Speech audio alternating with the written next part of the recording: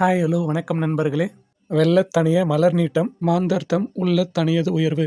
இந்த திருக்குறள் சொல்கிற மாதிரி ஒரு அழகான ஊக்கம் தரக்கூடிய கதையை பார்க்க போகிறோம்.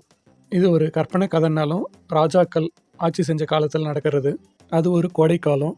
ஒரு துறவி வேக வேகமாக பாலைவனத்தை கடக்க முயற்சி பண்ணுறாரு. அப்போ ஒரு காட்சியை பார்க்குறாரு. அதை பார்த்து ரொம்ப ஆச்சரியப்படுறாரு.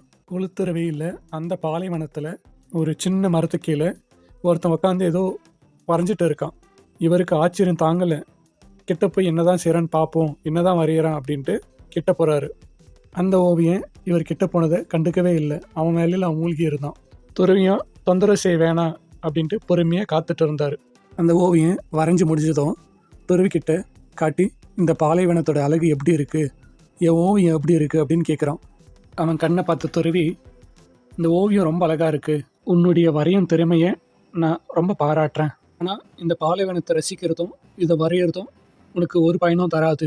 இந்த பாலைவனத்தை கடந்து போனால் அந்த பக்கம் அழகான ராஜ்யம் இருக்குது.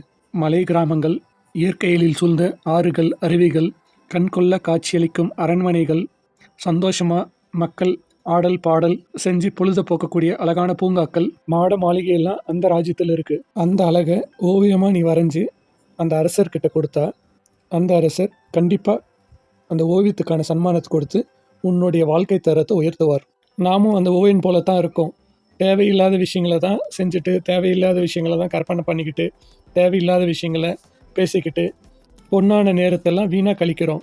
இப்போ இருந்து உங்களுக்கு என்ன தேவை, எதை செஞ்சால் நம்ம வாழ்க்கையில் முன்னேறலாம் அப்படின்ட்டு திட்டமிட்டு நீங்கள் செயலாற்றினா கண்டிப்பாக வெற்றி உங்களை வசப்படும் நண்பர்களே. நன்றி.